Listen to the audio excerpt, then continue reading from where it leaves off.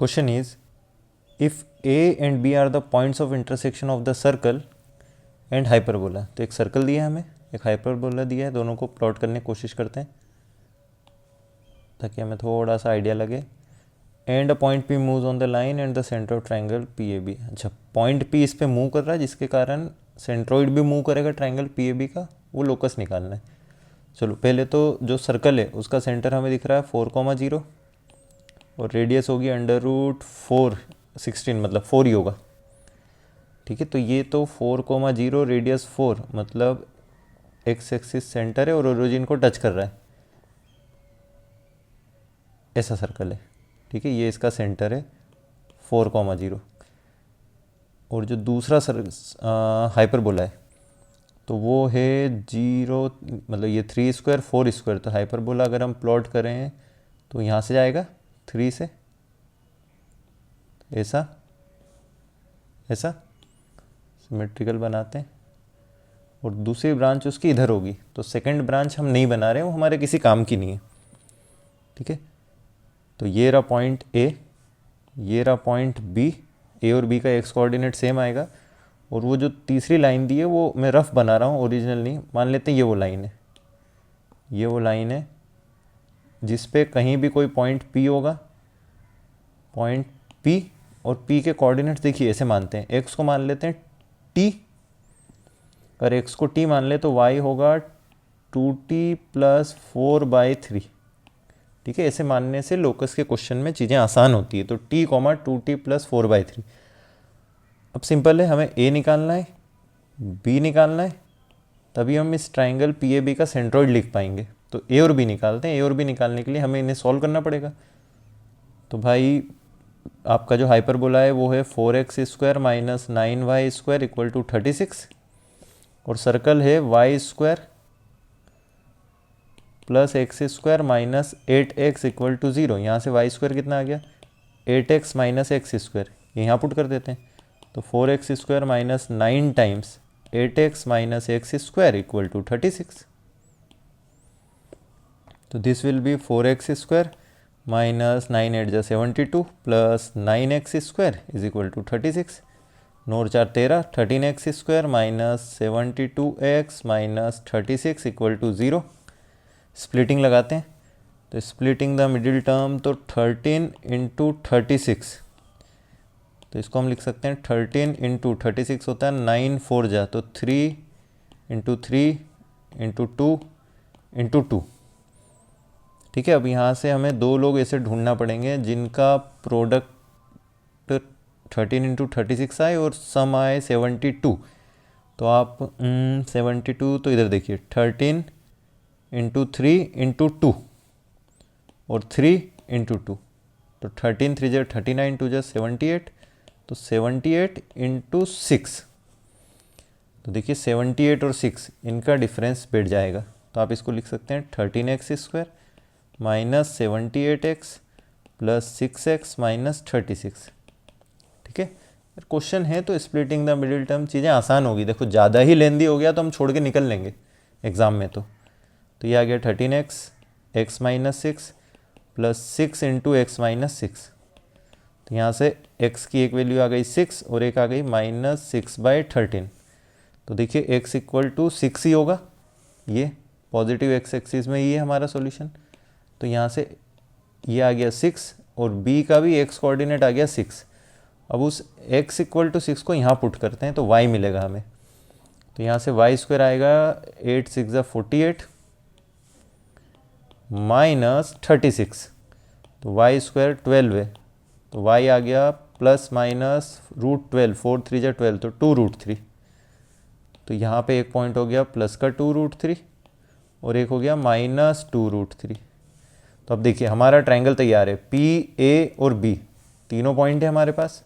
बना लेते हैं इसे, रफ ट्रायंगल एक बना लेते हैं जिसमें देखो आपके पास p है t, 2t + 4/3, 2t + 4/3, a है 6, 2√3 एंड b इज 6, -2√3।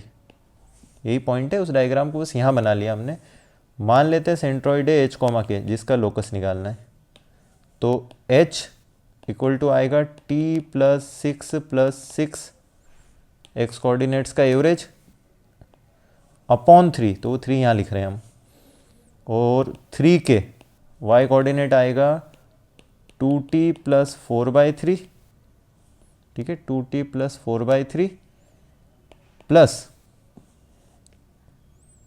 ठीक है, 2t प्लस 4 ये 2 आ रहा है, देखो ये थोड़ा गलत लिखा है हमने, ये आएगा, अरे ये आएगा 2, ठीक है। देखो यहाँ पर आप x को t रखोगे तो y आएगा 2t प्लस 4/3, 3 आएगा दोस्तों, 2 नहीं 3 आ रहा है, चलिए तो सही है। प्लस में कितना आ जाएगा 2√3 माइनस 2√3, देखो होल अपॉन 3 आता था, वो हमने वहाँ भेज दिया है। यहाँ से दोनों जगह से t की वैल्यू निकाल के कंपेयर कर दो, तो ऊपर से आ रहा है 3h minus 12 equal to T, और नीचे से आ रहा है 3k equal to 2t plus 4 upon 3, तो यहाँ से बेटा आ जाएगा 9k minus 4/2 equal to T. यहाँ से t इक्वेट कर दें तो h और k में रिलेशन आ जाएगी, वही हमारा लोकस होगा। तो इक्वेट करने पे कितना आएगा 3h minus 12 equal to 9k minus 4/2। तो this implies that 6h minus 24 equal to 9k minus 4। x को रख दें, h को रख दें x, k को रख देते हैं y, तो we will get 6x minus 9y is equal to 20। ये रिक्वायर्ड लोकस है, थोड़ा सा लेंदी सवाल है।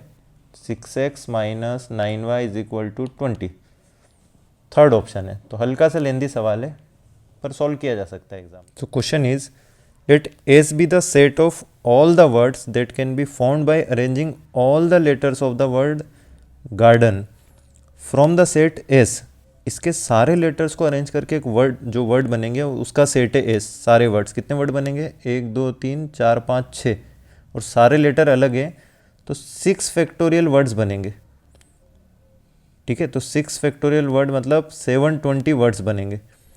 अब फ्रॉम द सेट S इन 720 वर्डों में से 1 word is selected at random, probability का क्वेश्चन हो गया। The probability that the selected word will not is important have vowels in alphabetical order, उसमें जो वोवेल्स हैं वो अल्फ़ाबेटिकल ऑर्डर में नहीं होना चाहिए। तो GARDEN, तो आपको ऐसे वर्ड चुनना है जिनमें वोवेल्स अल्फ़ाबेटिकल ऑर्डर में ना आए, मतलब ए और ई में ई पहले आए, ठीक है, ए और ई में ई पहले आए। तो हमने पहले क्लासेस में भी बहुत बार किया ये क्वेश्चन कि जब आप गार्डन के सारे लेटर्स को अरेंज करके 7 फैक्टोरियल वर्ड बनाएंगे, ठीक है। यहाँ देखो अच्छी बात है 2 ही वोवेल है, तो 50% टाइम्स ए पहले आएगा और ई बाद में आएगा। जरूरी नहीं है कि 7 आए, मतलब ए सबसे शुरू में आ सकता है, ई लास्ट में आ सकता है, 7 में भी आके। पर जब 720 वर्ड हैं, आप सोचिए 720 बार अगर अरेंजमेंट होंगे, 720 वर्ड हैं, आधों में ए पहले आएगा, आधों में ई पहले आएगा, ठीक है। तो आप डायरेक्ट लिख सकते हैं कि ऐसे कितने वर्ड हैं जिनमें वोवेल्स का अल्फ़ाबेटिकल ऑर्डर ना हो, मतलब ई पहले आए, तो ऐसे 360 वर्ड्स होंगे आउट ऑफ 720 वर्ड्स। तो आंसर है हाफ। तो ये बड़ा सिंपल क्वेश्चन है, ठीक है। अगर आपको बड़ा ही मेथड से करना है तो हम ऐसा कर सकते हैं, देखिए 1 2 3 4 5 6 जगह है, ठीक है। इन 6 जगह के लिए पहले आप इन 6 जगह में से 2 जगह वोवेल के लिए चुनिए। तो 6 तरीके, मान लेते हैं आपने ये और ये जगह सिलेक्ट कर ली, तो आपको यहाँ ई बिठाना है, यहाँ ए बिठाना है, क्योंकि ऑब्वियसली ई पहले आना चाहिए। अगर ई बाद में आया, ए पहले आया, तो वो तो अल्फ़ाबेटिकल ऑर्डर में आ जाएंगे वोवेल्स। तो आपने 6 में से 2 जगह चुन ली, उन 2 जगह पे अरेंजमेंट नहीं करना है क्योंकि वोवेल का ऑर्डर फिक्स है, ई पहले ए बाद में। और बची हुई 4 जगह पर 4 फैक्टोरियल टाइम्स आप किसको बिठा देंगे, बाकी के कॉन्सोनेंट्स का अरेंजमेंट कर देंगे हम। बची हुई 4 जगह और 4 लोग बचे, तो ये हो गया फेवरेबल वर्ड्स जिसमें ई पहले आएगा, वोवेल अल्फ़ाबेटिकल ऑर्डर में नहीं आएंगे मतलब। और नीचे आ गया टोटल वर्ड 6 फैक्टोरियल। तो अगर हम इसको सॉल्व करेंगे तो ये आएगा 6c2 होता है 6 इंटू 5/2 मतलब 15। तो ये हो गया 15 इंटू 4 फैक्टोरियल अपॉन नीचे आएगा 6 इंटू 5 इंटू 4 फैक्टोरियल। तो ये आ गया 15/30 अगेन 1/2। ठीक है, तो ये काफ़ी आसान क्वेश्चन था। ऐसे क्वेश्चंस ढूंढ के हम कर दें तो हमारी प्रोबेबिलिटी बढ़ती है अच्छी रैंक लाने की। क्वेश्चन है bag B1 contains 6 white and 4 blue balls, B2 contains 4 white, 6 blue balls, and B3 contains 5 white, 5 blue balls. One of the bags is selected at random, and a ball is drawn. If the ball is white, ये Bayes theorem का question लग रहा है, then the probability that the ball drawn is from bag B2. ठीक है, Bayes theorem का ये। If the ball is white, देखो आई हुई गेंद वाइट है, कंडीशनल प्रोबेबिलिटी, तो वो B2 बैग से आई, इसकी क्या प्रोबेबिलिटी? तो तीनों बैग बना लेते हैं। देखिए बैग B1 6 वाइट और 4 ब्लू, तो 6 white 4 blue bag B1। Bag B2 में 4 वाइट 6 ब्लू और बैग B3 में 5 वाइट 5 ब्लू। ठीक है, सेकेंड लाइन लिखा है one of the bags is selected at random.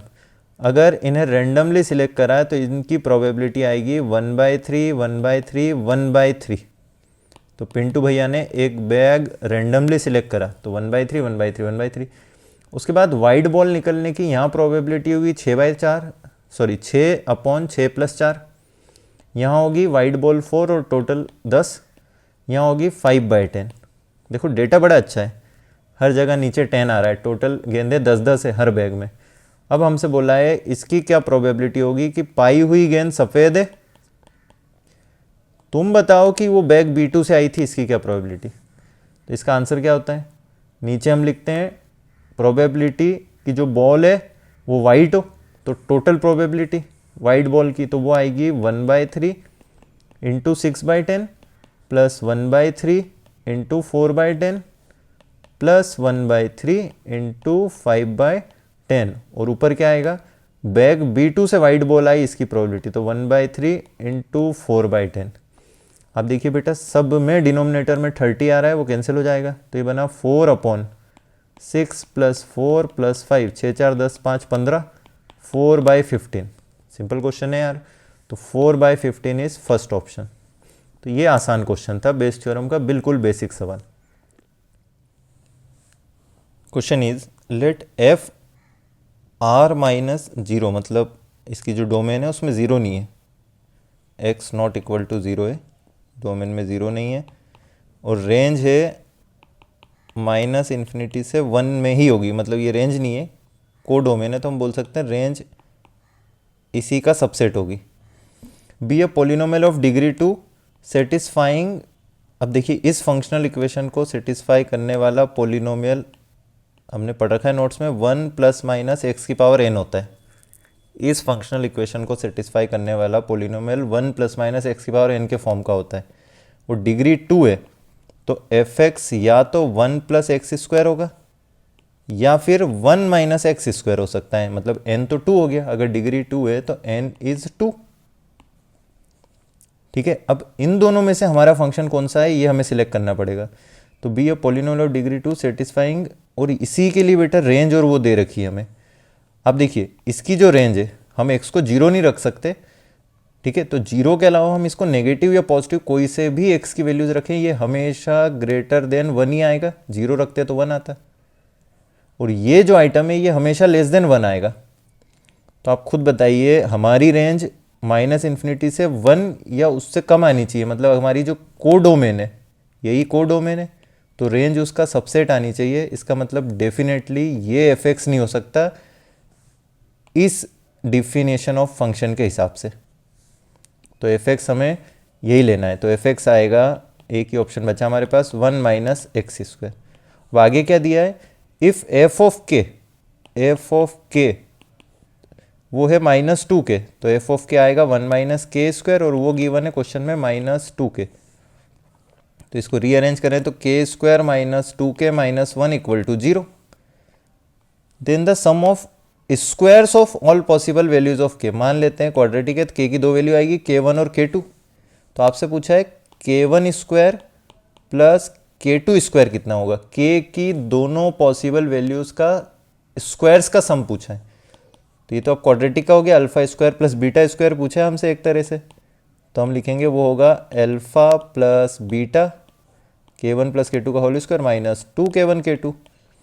अब सम ऑफ रूट्स क्या आएगा, सम ऑफ रूट्स आएगा 2, ठीक है, minus b by a minus 2 into product of roots आएगा c बाई ए, तो वो आएगा -1, तो ये हो गया 4 प्लस 2 इक्वल टू 6, तो आंसर है 6।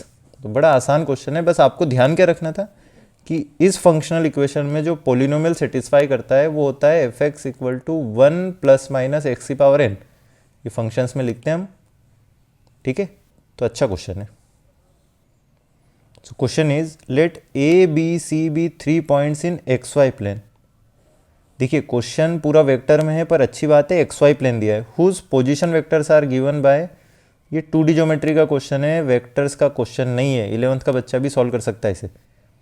Whose position vectors are given by, तो पोजिशन वेक्टर्स हैं, तो ये पॉइंट हो गया √3, 1 1, √3, और ये पॉइंट हो गया a, 1/1 माइनस ए, तो ये 3 पॉइंट्स है A, B and C with respect to the origin, ठीक है, तो ये पॉइंट तो बना भी सकते हैं हम, तो भाई हम बना लेते हैं √3, 1 यहाँ आएगा और यहाँ आएगा 1, √3। If the distance of point C from the line bisecting the angle between the vectors OA vector and OB vector, देखो ये वाला पॉइंट और ये वाला पॉइंट, इनके जो पोजीशन वेक्टर है इनका जो बाइसेक्टर है, तो आप एनालिसिस से ही, ऑब्जर्वेशन से ही ये बता सकते हो कि ये दोनों एक दूसरे की y = x लाइन में इमेज है। देखिए ये है a, b, तो जो इमेज है वो क्या आई b, a, तो a, b की इमेज b, a कब आती है, जब y = x लाइन में इमेज निकालें। तो जो ये कह रहा है ना, if the distance of point C from the line bisecting the angle between OA vector OB vector, तो वो जो लाइन, जिस लाइन की चर्चा हो रही है वो y = x लाइन ही होगी, तो इस y = x लाइन से a, 1/a की परपेंडिकुलर डिस्टेंस, तो मान लेते हैं a, 1/a यहाँ होगा, a, 1 माइनस है, सॉरी नॉट 1/a, तो ये जो परपेंडिकुलर डिस्टेंस है d, तो भाई लाइन हो गई x - y = 0।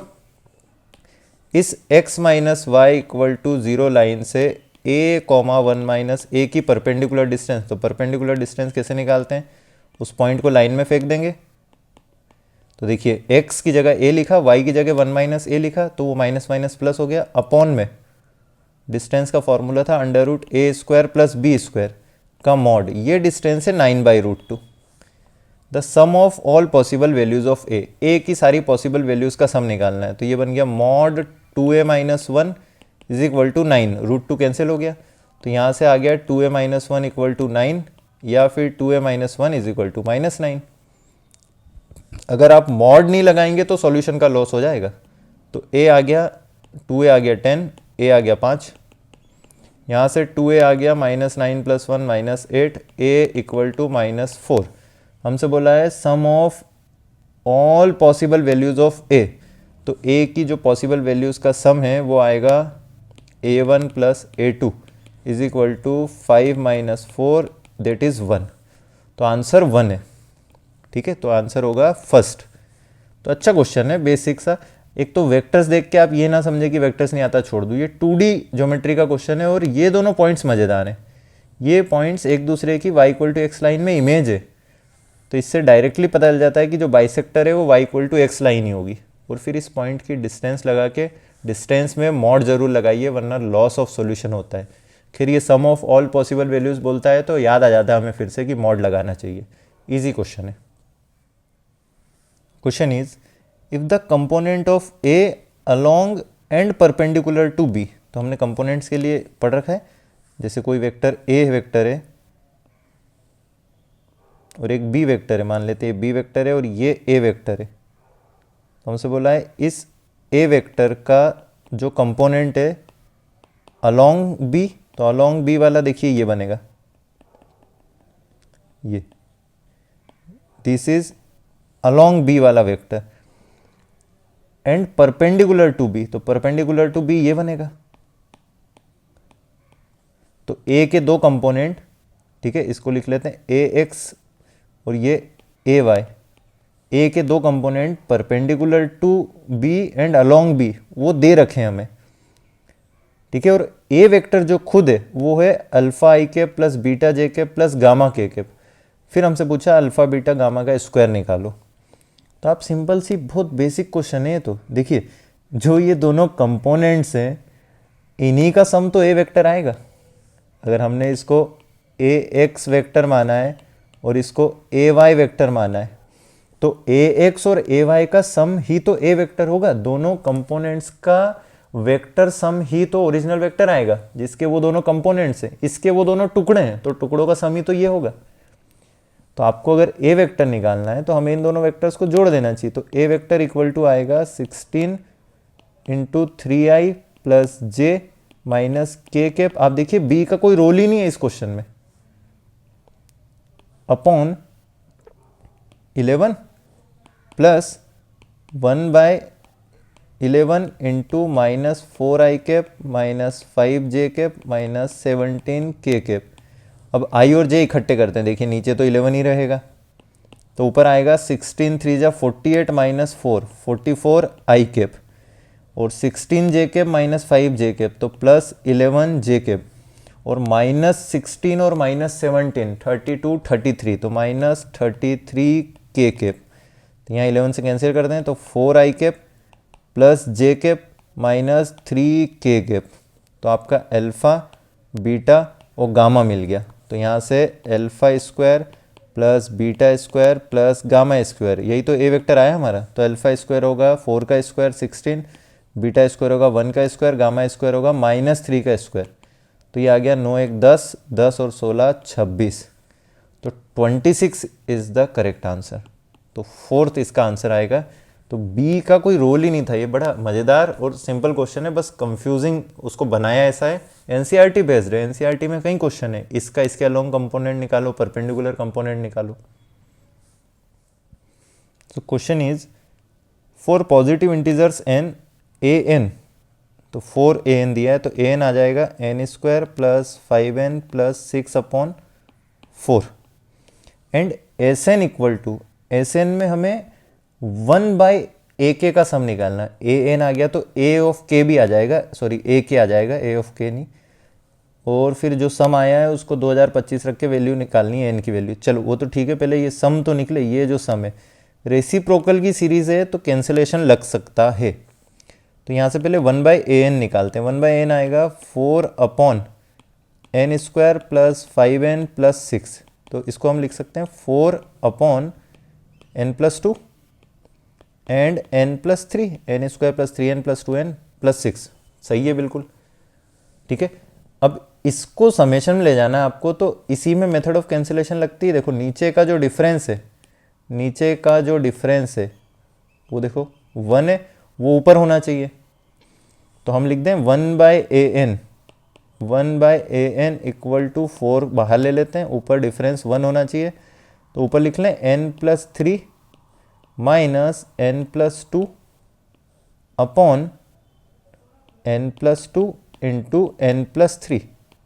ये मेथड ऑफ कैंसिलेशन कहलाती है, ठीक है। आपको मिल जाएगी नोट्स में, इसकी वीडियो बना रखी है हमने अलग से। ऐसा होगा। अब यहाँ देखिए ये हो गया 4, अलग अलग कर दे दोनों टर्म्स को तो ये आएगा 1/n+2 minus 1/n+3 that will be 1/an। अब हमें समेशन लगाना है k इक्वल टू 1 से n तक। तो k इक्वल टू 1 से n 4 टाइम्स 1/k+2, क्योंकि हमें a ऑफ ak लिखा हुआ है, और k+3। यहाँ से बेटा देखो 4 कॉमन ले लेते हैं और k की वैल्यू रखना स्टार्ट करते हैं। k की वैल्यू 1 रखो तो ये आएगा 1/3 माइनस 1/4। k की वैल्यू 2 रखो तो ये आएगा 1/4 माइनस 1/5। 3 रखें तो 1/5 माइनस 1/6। देखो टर्म्स कैंसिल होती जाएंगी, इसीलिए मेथड ऑफ कैंसिलेशन नाम है इसका। तो टर्म्स कैंसिल होती जाएंगी। So on up to n रखेंगे तो 1/n+2 माइनस 1/n+3। अब जो टर्म्स कैंसिल होंगी वो ये हैं, तो लास्ट में 2 टर्म बची, तो आंसर आया 4 टाइम्स 1/3 माइनस 1/n+3। तो ये कितना बन गया 4, ऊपर एलसीएम लेंगे, देखो ये आएगा n+3 minus 3 n/3 into n+3 is Sn। ये समेशन Sn आया है। हमसे पूछा है find the value of then the value of 507 S2025। 2025 में एग्जाम हो रही है, तो आपसे पूछा है 507 सम ऑफ 2025 टर्म्स, तो ये कितना आएगा, तो 507 S2025 that will be 507 into n की जगह रखेंगे 2025, तो 2025 अपॉन 3 इंटू 2025 और 3 2028। अब यहाँ आप देखो कुछ कैंसिल होगा, ये 4 से इसको कैंसिल करें तो ये कितना आएगा, 4 5 जा 20 और 4 7 जा 28, बीच में 0 आएगा, 28 एक साथ लिया है तो ये तो आसान हो गया भाई। अब ये जो आपका 507 आया ये इससे कैंसिल हो रहा है, तो finally we are left with 2025 upon 3। ठीक है, तो 3 6 जा 18, 3 7 जा 21, 3 5 जा 15, 675 ये आंसर है 675। हमसे ये नहीं पूछा था, हमसे ये पूरी वैल्यू पूछी थी, तो ये 507 नीचे मत भेज देना, हमसे पूरी वैल्यू पूछी है, तो देट इज 675 है कोई ऑप्शन। ठीक है, आसपास है ऑप्शन 675 सेकेंड ऑप्शन है। तो मेथड ऑफ कैंसिलेशन पे बेस्ड है ये क्वेश्चन, सिंपल क्वेश्चन है। ठीक है, रेसिप्रोकल करके डिफरेंस क्रिएट करना है।